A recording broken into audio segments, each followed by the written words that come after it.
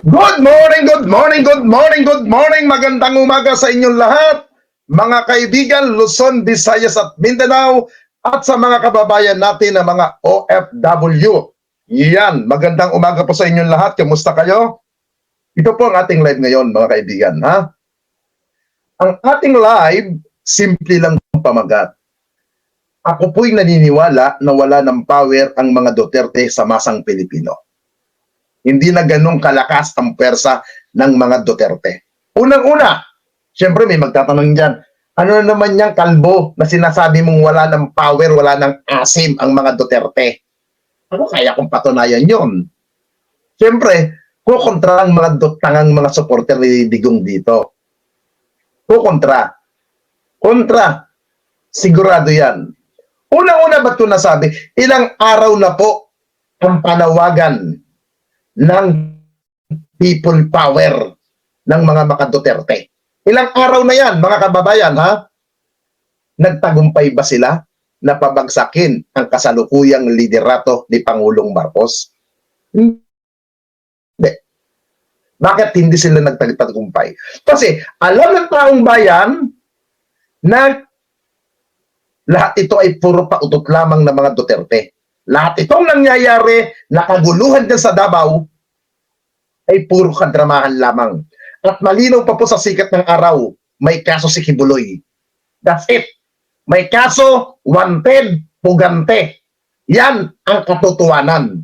Kaya, nagkakampihan ng mga Duterte. Kita niyo po mga kaibigan, naglabas na rin po ng pahayag si Mayor Baste. Alam niyo, mang unang-una, expected ko na hindi lulutang si Baste doon sa nangyaring activity ng KOGC sa Davao City. Hindi siya lulutang kasi alam niya na hindi niya natrabaho ang pumunta doon para magpakapapel. Kasi alam mo, may mga nag-post na mga pro-administration vlogger, sang-ayon ako sa mga post. At totally, sa posting din ni Mark Ramos, isa din yun sa hinahantay ko. Yung lumutang si Mayor Baste Duterte doon mismo sa event. Na kung saan, sinabi nga ni Mayor Baste yung may sinabi siya po siya. Si Mayor Baste, papanood ko po sa inyo. Yung sinabi ni Mayor Baste, nasa na yun? Ito po yung sinabi ni Mayor Baste na hinahantay ko na gawin niya kay General Torre. May sa paon yung tawhanan, kita sa paon yung nakunin. Pag mo pala ni paon yung nakunin po. Hindi na itago ni Davao City Mayor Baste Duterte ang galit niya sa Regional Director ng Davao na si Brigadier General Nicolas Torre dahil sa tinawag niyang preconceived narrative nito sa Davao City. Sa isang vlog, pinagmumura at nagbanta pa si Baste na sasampalin niya ang general. Usa na sa mga ambisyon o kinabuhi general nga Nag-ugat ang galit ni Mayor Baste kay Torre nang palitan nito ang 19 na station commander sa lungsod. Inalis din ni Torre ang dating police director ng Davao City Police. 3 beses nagpalit ng tao hanggang sa maitalaga si Colonel Hansel Marantan nang wala raw konsultasyon sa alkalde. Una nang sinabi ni Torre na utos mismo ng Camp Crame ang pag-appoint kay Marantan. Bukod naman sa balasahan, Okay. Yung po ang hinahantay ko, yung sinabi ni Mayor Baste Duterte na sasampalin niya si General Torre. Hinahantay ko po yan. Hinahantay ko. Bakit hindi siya lumusob? Bakit hindi ginawa ni Mayor Baste na sasampalin niya ang isang opisyal, isang general? Bakit hindi ginawa ni Mayor Baste? Natakot ba siya? Nanginginig ba siya? Di ba? Sasampalin niya ang isang PNP general. Ba't hindi niya magawa? Ito, alam niyo mga kababayan, ako naniniwala po ako pag ginawa ni Mayor Baste yan, siguro baka ang gawin ni General Torre, isusugal niya buhay niya. Sasampalin mo ako, general ako, malaking insulto sa akin, papatayin kita. Baka yun ang gawin ni General Torre. Hindi makakaalis si Baste sa harapan ni General Torre. Sasampalin mo ako? Hiniral ako? Naka-uniforme ako? Sasampalin mo ako ng ganon-ganon? Ay bakang gawin ni General Torre, magkamatayan tayo rito sa harapan. Susugal si General Torre dyan, natitiyak ko. Hindi papayag si General Torre na sasampalin siya ng isang ganun na lang, na kung saan tinutupad niya ang kanyang trabaho, mandato niya. Mayor! Mayor! Ano na po? Hinahantay po namin yun. Yung sinabi mo na putang ina, pag nakaharap mo si General Torre, sasampalin mo. Ako po ito po ang nakikita ko dyan mga kababayan. Pag ginawa ni Basti yan, 100% may dadanak ng dugo dun. May dadanak ng dugo dun. Bakit barilin pa ni General Torre sa ulo yan? Kasi ako, hindi pa si General Torre, nasasampalin siya ng ganun-gano, putas. Hindi papayag yung mama. Pero, dahil alam ni mga Duterte, nakikiramdam pa po, na po sila nung mga nakaraan araw pa. Nung paglusob, nakikiramdam na po ang mga Duterte kung gaano kalakas nga ba talaga ang pwersa. Kung gaano kaano. Kita niyo po ito, naglabas na po ng statement ang mga Duterte nung mga past day. Ang gagawin ng mga Duterte, yung maglabas na lang ng statement, maglalabas-labas na lang ba? Yun ang hinahantay namin, Mayor Baste. Yung sinasabi mo na sasampalin mo si General Torre, ba't hindi mo magawa? Tama yan. Alam mo, tama yung ako kanina po, bago po ako mag-live ngayong umaga, nanonood po ako kay Attorney Recto. Kilala niyo naman siguro si Attorney Recto, di ba? Yung vlogger din po na taga-grupo po ng Liberal Party. Di po ba? Nanonood ako sa kanya eh. Sabi ko, tama naman si Attorney. Kung may power pa ang mga Duterte, malakas pa ang kanilang koneksyon sa sambayan ng Pilipino at kuha pa nila ang majority ng Pilipino, ilang beses nang nanawagan sila ng mga people power. Ilang beses sa silang nananawagan na pabagsakin ang mga Duterte, ang mga Marcos. Bakit walang sumasama sa kanila? Kung may sumasama man, mangilan-ngilan. Mga kababayan, mangilan-ngilan. Ito po nakakatawa mga kababayan Nagsalita si dating Pangulong Duterte nung isang araw. Anong sabi niya? Nananawagan siya sa human right dahil ang ginagawa daw ng kapulisan hindi na rin naaayon sa human right. Panglabag, pangkarapatan, pantao. Putang ina naman dating Pangulong Duterte. Naaalala mo ba ng panahon mo? Manos ang human right? Tanggalan mo ng budget? Tanggalan mo ng pondo na para makamobilize ang mga human right? Tinanggalan mo. Tapos ngayon iba ang tono ng pananalita mo. Naku po, ano nangyari sa inyo? Nung panahon nyo, walang human right. Halos laitin mo ang human right. Hindi nga makain yung mga pinagkasabi mo sa human right. Nakasabihin na naman ng mga DDS na tanga. Gawa-gawa ko tong kwentong ito. Hindi ko po ito gawang kwento, mga kababayan. Panoodin niyo po itong sinasabi ni dating Pangulong Duterte about sa human right. Panoodin niyo po ito, Huwag tayo tatanga-tanga, mga kababayan. Ito yung sinabi ni Digong about sa human right. Nasaan na yun?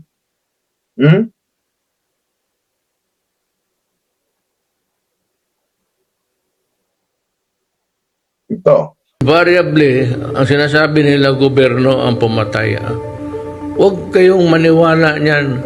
Kung ako ang nagpapatay, sabihin ko sa inyo, pinapatay ko yung putang inang yan kasi gago yan. Ako magdadalawang isip. Patay, human rights, okay. Pasok ako sa kulungan. Kaya kayo mga human rights, punta-punta kayo doon. Narinig nyo? Narinig nyo pa yung sinabi ni dating Pangulong Duterte about sa human right ng panahon niya? Ngayon, mananawagan ng human right ang kampo ng mga Duterte dahil iba na daw ang ginagawa ng mga Duterte Sa Davao, mukha atang iba atang takbo ng utak ni dating Pangulong Duterte. Pag ikaw ang nasa pwesto, lahat ng gustuhin mo kahit labag sa karapatan pantao, wala kang pakialam, wala kang paki sa human right na tinatawag. Ha? Ngayon, nananawagan ka na sa human right.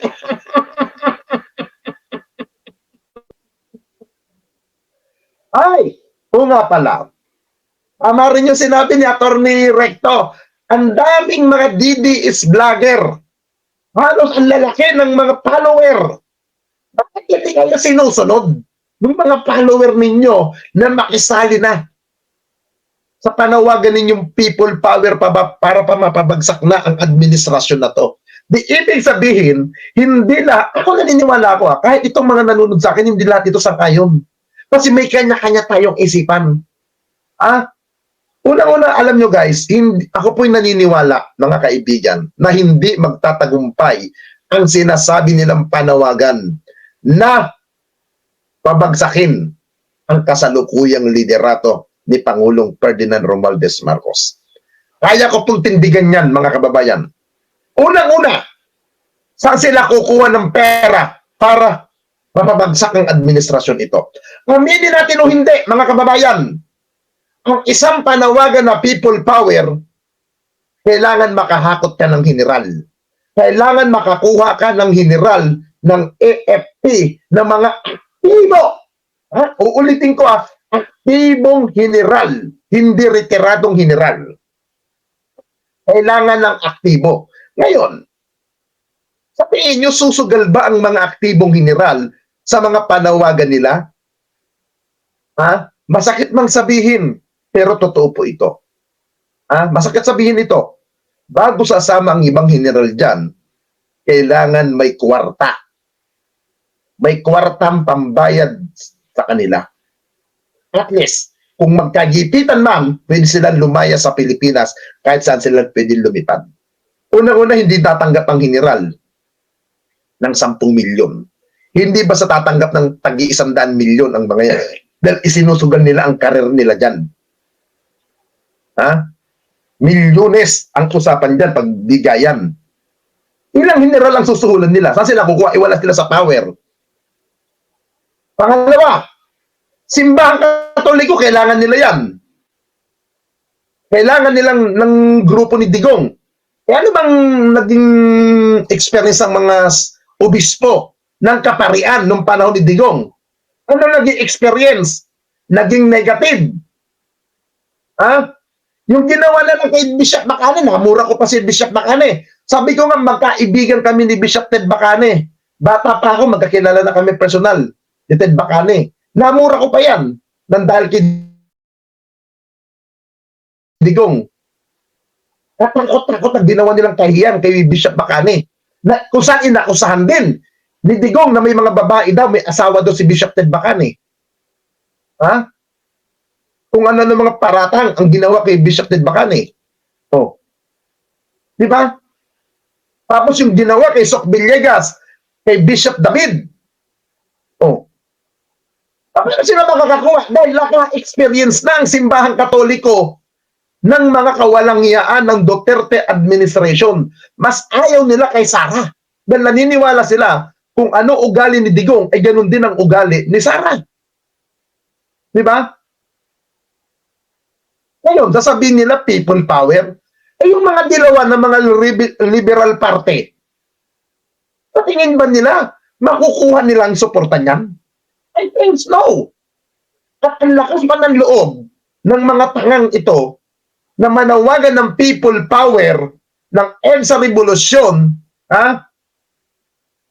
ang grupo po ng sinasabi nilang people power, ang EDSA Monument People Power, ay baluaratiyan ng mga dilawan.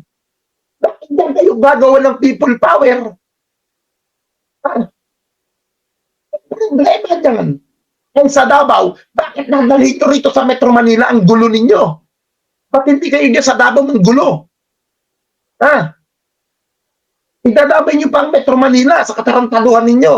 Sawa na. ang sambayan ng Pilipino sa tinatawag na people power.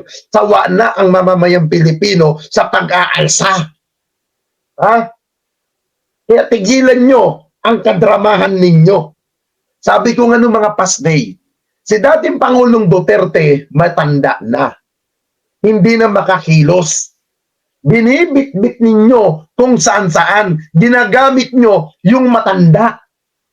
Kahapon nga, nakataksi po ako mga kababayan. Nagtaksi ako kahapon. Bumibili ako kahapon ng lansones. Oo. Papakita ko sa inyo, baka sabihin nyo, drama ko na naman ito ha. Baka sabihin ninyo, bumili ka ng lansones, wala. Ha? Papakita ko sa inyo yung binili kong lansones kagabi. Ito yung binili kong lansones kagabi. Yan. Kasi po ako mga kaibigan, matakaw po ako sa lansones. Yan. Ang dami po niyan. Kasi may suki po ako. May suki akong binibilhan ng lansones. Ha? Tinanong ko po yung taxi driver sa ano niya, parang pero hindi ko na binidyo, siyempre bawal yun. Walang pahintulot ng taxi driver. Sabi ko, "Tay, kamusta po?" Kasi tinanong ko siya accident. Kasi po, bago niya po ako nasundo, "Tay, saan po kayo galing?" Sabi niya, galing daw siya sa Manila, sa Intramuros. Sabi ko, "Tay, napansin niyo po ba yung activity ng KOGC dyan po sa Liwasang Bonifacio?" Ang tanong sa, oo, nagrarally sila, people power daw, laban kay Pangulong Marcos. Kaya ako po natanong yung driver, "Tay, bilang kayo po, may edad na rin po, ano po ang inyong reaksyon sa mga panawagan po nila?" Sabi niya nung matanda, "Ba't ako sasama kahit naman sino maging Pangulo ng bansa natin? Kahit na sinong ilagay mo dyan, kung hindi ka kikilos, hindi ka kakain, hindi ka makakabili kung anong gusto mo," sabi ng matanda. "Kailangan mo pa rin magsipag." Yun ang sagot ng matanda. Saka isa pa sabi nga nung matanda na driver, may kaso si Kibuloy. Ano pinapanawagan nila? Nanggugulo na lang ang mga yan. Oh, kita nyo, simpleng mamamayan na taxi driver. Simpleng mamamayan na taxi driver. Galit na galit din, Kibuloy. Lalo na sa mga Duterte. Oh. Tapos sasabihin nyo, malakas pa ang power? Wala na. Wala na mga kababayan. Kaya tigilan yung kahindutan ninyo. Tama ang ginagawa ni General Torre. Tandaan nyo yan. Kung wala kayong itinatago, kayong mga putang ina ninyo, manahimik kayo. Sumunod kayo sa batas bago kayo kumuda ng magreklamo. Yun ang pinaka-the best nyong gawin. Sumunod kayo sa batas kung anong ideal ituntunin. Kaya nga tayo mayroong gobyerno, kaya tayo mayroong pamahalaan para magpatupad ng batas at ipatupad kung ano ang dapat na mandato. Hindi ang gobyerno ang susunod sa inyo. Hindi kapulisan ang susunod sa inyo. Tayo ang susunod. At gini-implement lamang ng kapulisan ang dapat na ipatupad ng naaayon sa batas. At yan ang ginagawa sa katauhan ni General Torre. Tigilan yung kadramahan ninyo, mga puki ng ina ninyo. Kita nyo nga, yung panawagan ng mga Duterte dati, ayun na, nangyayari. Bakit iniwan na kayo sa ere? Ba't iniwan na kayo sa ere? Kasi alam din ng mga Duterte na magkakahiyaan na rin. Tigilan nyo nga. Alam nyo, ano pa ng mga Duterte ni Senator Bato? Kahit na paano si Senator Bato, kahit hindi tamang ginawa niya, kahit hindi magandang ginawa niya, nakuha ni Bato na lumutang doon sa rally ninyo. Doon kayo sumuporta kay Bato. Yun, may paninindigan tayo sa kanyang ginawa. Hindi kagaya ng mga Duterte. Ilang mula sa bahayatan ng mga Duterte. Papunta nyo sa KLGC, hindi nagawa ng mga Duterte. Tama rin ang sinabi ni Atty. Recto, Hans Recto Tama sinabi, kung talaga may power pa ang mga Duterte, disin sana yung mga pulis Davao na kasama na doon sa nag-ooperate, sana hindi sana sumunod kay General Torre. Maaari, una, dalawa, tatlo, susunod kay Torre. Pero pag nagkumpas ng mga Duterte sa Davao, huwag kayo sumama kay Duterte, kay General Torre. Susunod yun. Kasi, makapangyarihan ng Duterte sa Davao eh. Di ba? Ibig sabihin, hindi sumusunod na ang mga pulis kay Digong. Alam ng mga pulis, natapos na ang power ng mga Duterte. Wala na kasi mga Duterte sa Davao. Di ba? Kaya, tahimik na. Kita nyo nga, yung mayor na nagsasabi, nasasampalin si General Torre, hindi lumutang. Ha? O ito, dito sa Cebu, nangangamoy na ng tai ang mga Duterte, Diyos ko po. Di ba? Di ba? Pahilan nyo yung mga kahibangan nyo. Ha? Lalong-lalo na, meron pa isang vlogger na nanawagan nung isang araw. Ha? Ha? May nanawagan pang isang vlogger nung isang araw na mag-people power na daw. Ha? At saan nga ba yun? Yung isang vlogger na kupal. Ewan ko kung anong kakinan to. Kung anong kahindutan din ang nasa utak nito. Kung anong lechihan kapendut kapan. Ay, pukin ang ina talaga nakakapanggigil, mga kaibigan. Oh. Kasi tayo, alam nyo, mga kababayan, huwag po tayo magpagamit. Ha? May mga isip tayo na pwede nating gamitin. Malaya tayo. Demokrasya ang ating bansang Pilipinas. Demokrasya, mga kababayan. Demokrasya po tayo. Ha? Hindi tayo marsyalo sa bansang Pilipinas. Ha? Kung tayo po'y marsyalo sa bansang ito, mga kababayan, lagi po natin tandaan. Ha? Ito po, tatandaan natin to. Kung tayo'y na-under ng marsyalo, kung tayo'y under ng diktador ng Pangulo, na sinasabi nilang diktador, lagi po natin tandaan sa utak natin. Hindi tayo makakapagsalita ng kung ano-ano, mga kaibabayan. Yan. Hindi po tayo makakapagsalita ng kung ano-anong mga paninira sa Marcos administrasyon, hindi tayo makakapag-social media, hindi po makakapag-rally ang mga anti-Duterte, ang mga pro-Duterte laban sa Marcos administration kung tayo ay under ng marsyalo. Kasi bawal po ang mga ganyan pagpanahon sa panahon ng marsyalo. Pero kung ikay nakakapagsalita, ikay nakakapagngak-ngak, na ilalabas mo ang iyong saloobin, ha? Sa mga panahon na to, ang ibig sabihin po niyan, mga kababayan, buhay ang diwa ng demokrasya ng bansang kinaroroonan mo. At nakikita ko, buhay ang demokrasya sa panahon ni Pangulong Ferdinand Romualdez Marcos na sinasabi nilang diktador daw. Ha? Bago kayo magsabing diktador si Pangulong Marcos, tiyakin ninyo sa mga sarili ninyo, tiyakin ninyo sa mga bunbunan ninyo na hindi na kayo nakakapagsalita. Hindi na kayo nakakapag-live. Ha? Ako sana, ang gawin sana ng gobyerno natin, ha? I-take over ang SMNI. I-take over na yan. Sana, ganyan ang gawin ng pamahalaan natin.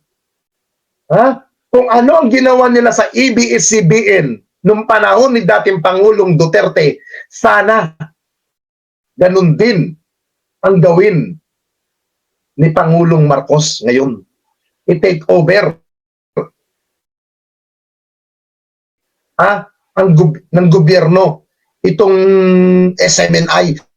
Dahil ang SMNI po gagamit na po sa kanyaan. SMNI, sa mga mapaninira, sa mga kung ano-anong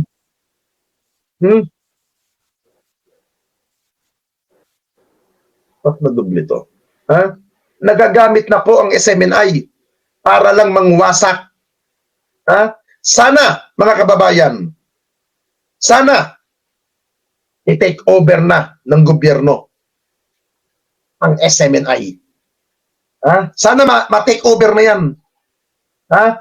Kaya mga kababayan, hanggat nakakapagsalita po ang mga anti-government na kung ano-anong paninira sa gobyerno, isa lang pong ibig sabihin yan. Nirerespeto ng gobyerno ang malayang pamamahayag. Pero may limitasyon po ang sinasabing pamalayang pamamahayag na yan. Ha?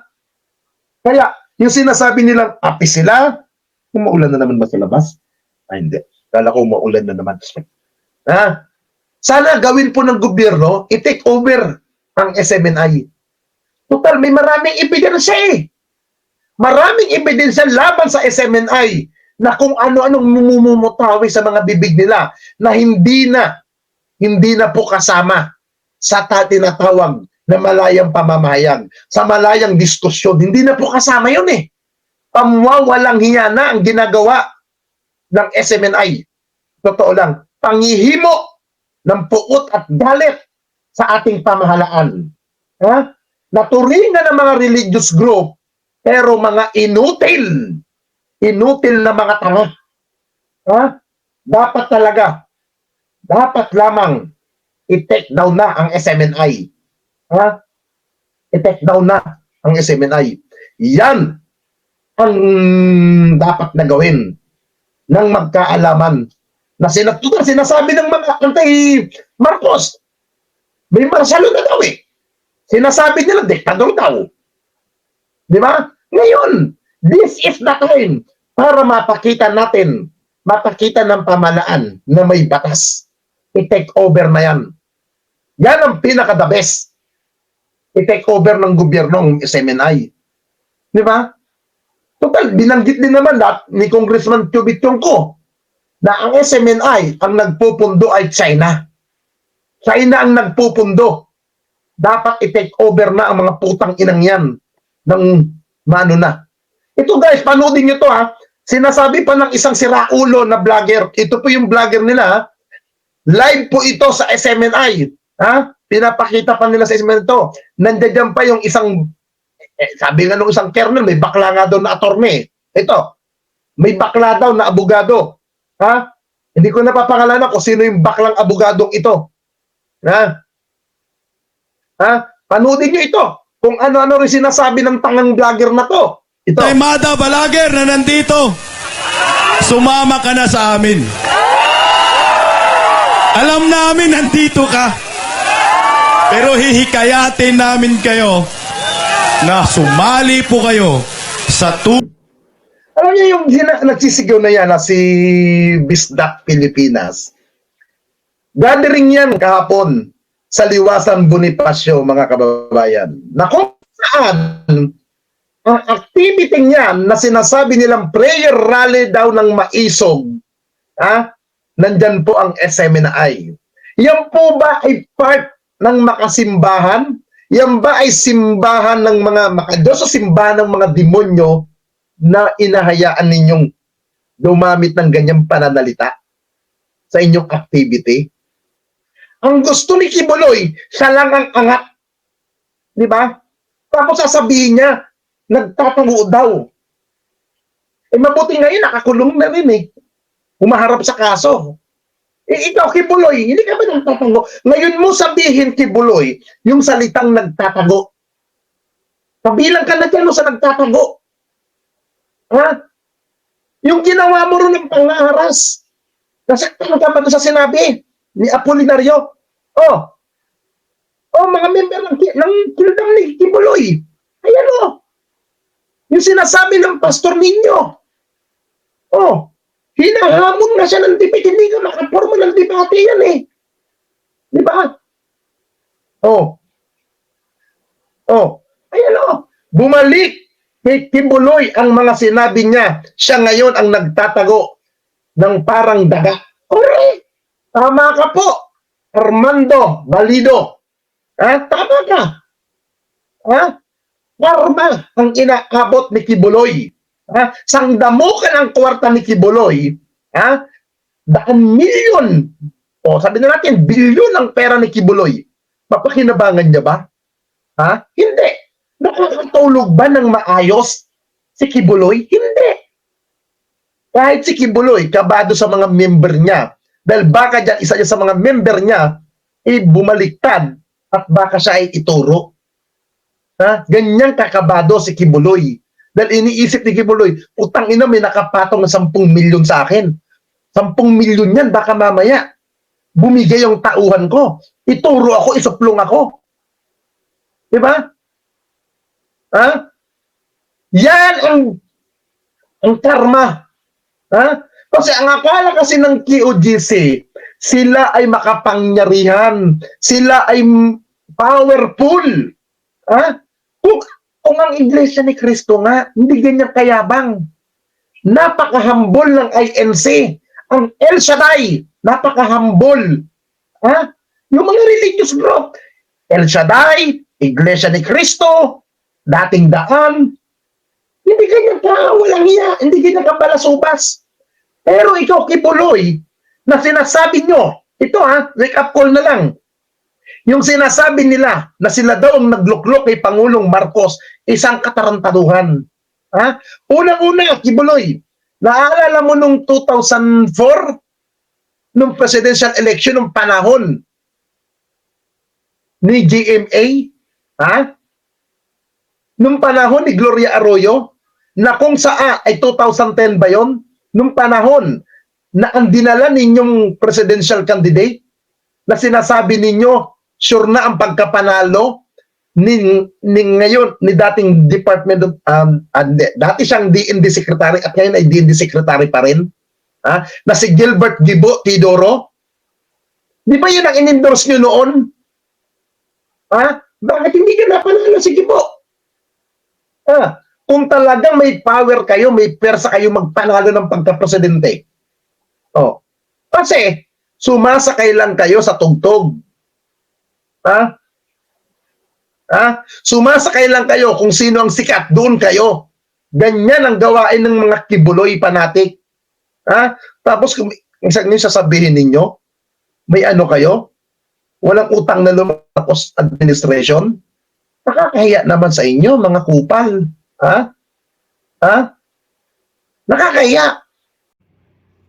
Alam niyo po sa totoo lang, talagang walang-wala na ang mga Duterte. Yung kanilang kinang na natamasa nila noong 2016 hanggang 2022, yung kanilang kasikatan, yung kanilang nakukuhang suporta sa taong bayan noong pang mga panahon na yon, biglang naglaho. From 100% na suporta ng taong bayan, baka ngayon mga 2%, baka malaki na 5%. Napaka-konti na lang po ng sumusuporta sa mga Duterte. Kitang-kita naman natin. Kahit na nananawagan na ng people power, etong grupo ni Duterte, mga kampon ni Duterte, kampon ni Kibulok, hindi po sumasama ang taong bayan eh. Hindi sumasama ang mga mamamayan. Bakit? Kasi alam na nila. Unang-una ang pinagtatanggol ni Digong at ni Sara at ng lahat ng mga kapamilya ni Duterte ay kriminal, pugante, manyakol, nang kikis-kis ng hotdog. Oh. Taong bayan ba, hindi ba nila naiisip yan na susuporta sila sa kriminal? Sa pugante? Diba? Yan po yung yan po yung katibayan na talagang wala. Hindi po talaga makikinig ang taong bayan na rito sa mga taong to. Kitang-kita na natin, ilang araw sila nagrarally, may sumama ba? Na taong bayan? Sila-sila lang naman naggagaguhan doon. Sila-sila lang naman ang mga nagpo-programa doon. Sa halip na dumami, kumonti ng kumonti. Hindi sasama taong bayan dyan sa ganyang pagsuporta sa kriminal. Tapos si Digong, hayag na kung ano ang mga ginawang kalokohan nung siya ang namumuno. Nandyan ang Pogo. Nandyan ang EJK.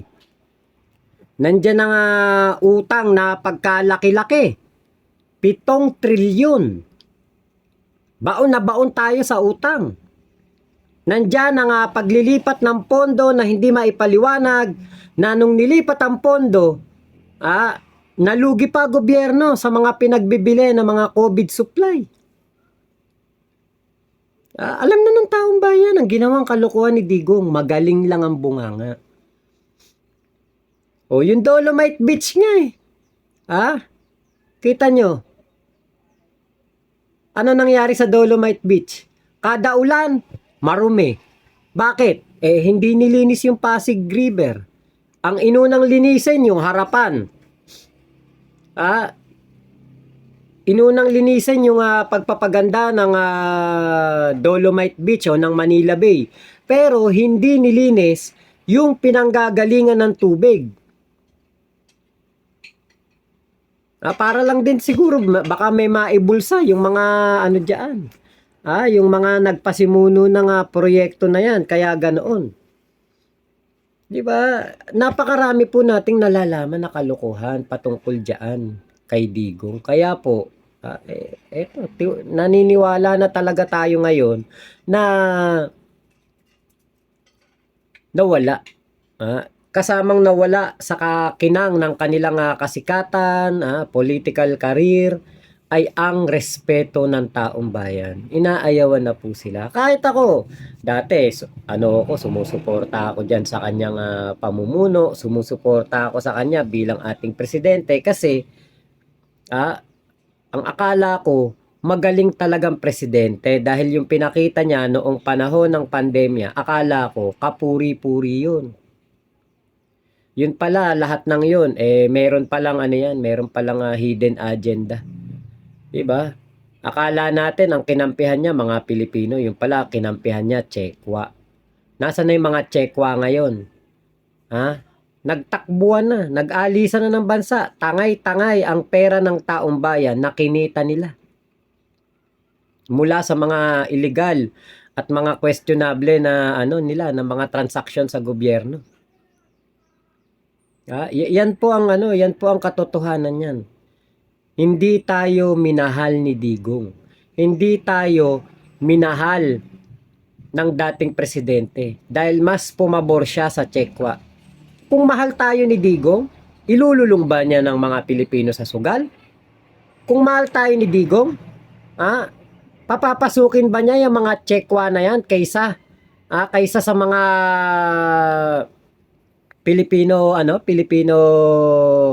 mga Pilipino na tauhan sa gobyerno? Ano ginawa niyang economic advisor?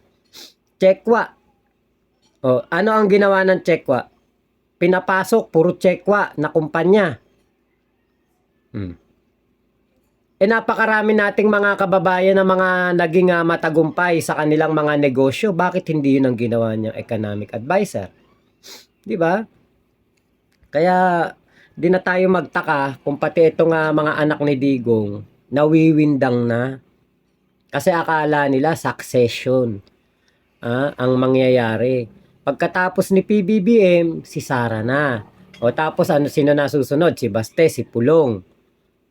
Ayan ang akala nila. Sinira nila ang kanilang political career. Sinusuka ng taong bayan ang mga Duterte ngayon.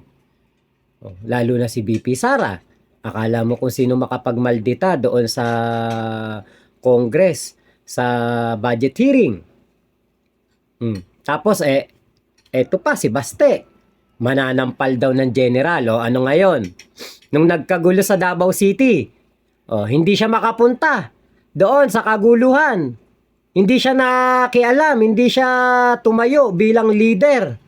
Hindi siya tumayo bilang mayor. Bakit? Nandun yung sasampalin niyang general. Baka magkita sila, makantyawan siya na hindi niya kayang sampalin yung general. Saka kung sasampalin niya yung general, ay nako, magkakanda leche-leche lalo ang kanilang buhay. Ngayon, si General Torre, di ba? Ano ngayon si General Torre? Super Cup. Dapat dito gawing PNP chief. Dapat dito kay General Torre maging talagang taas ang ranggo kung mayroon pang mas tataas do sa ranggo niya. Kasi napaka-tindi ng ginawa nito. Di ba dapat nga bigyan ng parangal yan dahil masigasig siya sa paghahanap sa isang makapangyarihang pugante. Pero ano ginawa ng ating mga senador? Kino-question pa. Kini-question pa nila ang ating mahal na General Torre nga na ngayon hinahangaan ng buong Pilipinas sa katapangan. Ba, napakatapang nito. Hindi kayang sampalin ni Baste yan. Hindi totoong mananampal si Baste. Hindi kaya ni Baste si General Torre. Kung kaya niya yan, unang gulo pa lang sa KOJC, lumutang na si Baste. Di ba kung talagang siya isang mayor, isang leader, mamagitan siya sa mga kapulisan, iisipin niya ang kapakanan ng mas nakararaming mga Dabawenyos kaysa sa napakakonti lamang na bilang. Yung sinasabi nila 8 milyon. Hindi nyo nga napuno yung Carlos P. Garcia Highway. Diba? Hindi nga nila nakayang punuin yung stadium nila yung kingdom nila. Sila-sila lang naman ang nagpapalitan dyan. Yung iba mapapagod, yung iba babalik. Magpapahinga yung iba, yung may papalit na iba. Wala, hindi sila 8 milyon. Kaya pinagtatanggol ng ibang senador akala yata nila 8 milyon talaga ang supporter ni Kibulok Hindi totoong 8 milyon ang supporter niyan. Napakakonti lang ng kulto ni Kibulok. Kasi kung talagang marami yan, kayang-kaya nilang pabagsakin ng pamahalaang Bongbong Marcos. Bakit? Yun yung people power noong EDSA Revolution 1986, 3 milyon lang na Pilipino. Ang estimate na nakilahok doon po sa people power. Kung 8 milyon sila, kung 8 milyon sila, di mas kayang-kaya nila napabagsakin ang ating Pangulong Bongbong Marcos. Kaya lang, wala pa nga yatang 80 milyon Kaya nga talagang meron ditong questionable ang pagkakaroon ni Kibulok ng napakaraming ari-arian. Bakit? Mas mayaman pa siya sa iglesia na merong 3 milyong miyembro. May 3 milyong miyembro ang iglesia. Kita nyo, napakagaganda ng kanilang mga simbahan. Napakarami. Kahit sa bayan, may lokal ng iglesia. Kahit saan ka magpunta, Luzon, Visayas, Mindanao, may makikita kang simbahan ng iglesia. Pero etong kay Kibulok, kahit saan ka magpunta sa Pilipinas, hindi ka makakakita ng KOJC. Makakita ka man ng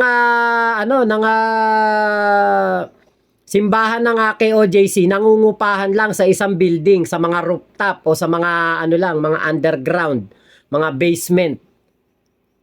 Doon ka lang makakapagsamba. Wala silang physical na simbahan sa bawat bayan. Kung 8 milyon talaga yan, bakit walang physical na simbahan bawat bayan yan? Ba't tinalo pa ng iglesia? Kaya totoo yung sinabi nitong si Kibulok, walang corruption wala pong corruption talaga sa KOJC. Wala pong nangungurakot sa KOJC. Bakit? Kasi isang tao lang naman ang nangungurakot sa kanila. Kinukurakot sila ni Kibulok. Saan galing yung pera ng kingdom, pinampagawa ng kingdom? Saan galing yan? Sa pamamalimos, pagbebenta ng OTAP. Pamamalimos ng mga OFW na pinapadala nila sa iba't ibang bansa. Kapag hindi nakakota ng pagpapalimusan, sila pa may utang. Yung mga nagbebenta ng OTAP, Luzon, Visayas, Mindanao. Yun ang mga pinanggalingan niya sa kingdom na yan. Hindi katulad ng Iglesia ni Cristo na ang pera ng kanilang grupo ginagastos nila para sa mga kanilang mga kapatid. Kahit saan ka pumunta na bayan, may lokal. Merong disenteng sambahan. Meron silang disenteng na pagdadasalan. Hindi katulad kay Kibulok. Saan sila nag-uupa? sa mga bahay-bahay, sa mga apartment, sa mga mga rooftop. Doon sa amin sa Bulacan dati merong diyan kay OJC sa rooftop na umuupa. Ewan ko lang kung meron pa ngayon nun. Sa rooftop umuupa, doon naguhuli-huli. Kaya alam niyo po, napakalaki ng question dito sa kay Kibulok. Kung wala kang kasalanan talaga, ba't ka nagtatago? Di ba? Ang taong malinis, ang taong walang kasalanan, inosente, matapang yan, humarap. Katulad ni Laila de Lima, mas may bayag pa sa kanya si Laila de Lima. Bro mo, halos 6 na taon, 7 taon na napakulong ni Digong. Di ba? Napatunayan ng korte, wala siyang kasalanan. Ganun sana si Kibulok, baka bayaning-bayani pa siya ngayon. Pero yung ganyan, na nagtatago, wala. Guilty. Kaya hindi po natin masisisi ang mga Pilipino na ayaw na kay Digong. Bakit? Pinagtatanggol ang isang kriminal. Pinagtatanggol ang isang pugante. Sinisira din nitong si Kibulok, si Digong. Sinisira nila ng mga kulto ni Kibulok, si Digong. Sirang-sira na nga si Digong, sinisira palalo. Bakit? Ginawa nila administrator. Ngayon, kung maimbestigahan yung tungkol dyan sa mga ari-arian ni Kibulok na galing daw sa sa money laundering. Di ma-sequester lahat ng gobyerno yan. Bawal yun Diba? Napakarami po na mga nagrereklamo dyan kay Kibulok. Kaya lalong dadami pa yan kapag lumabas na si Kibulok, kapag nahuli na yan. So yun lamang po. Maraming salamat sa pagsama nyo dito sa vlog namin ni Kuya Nino.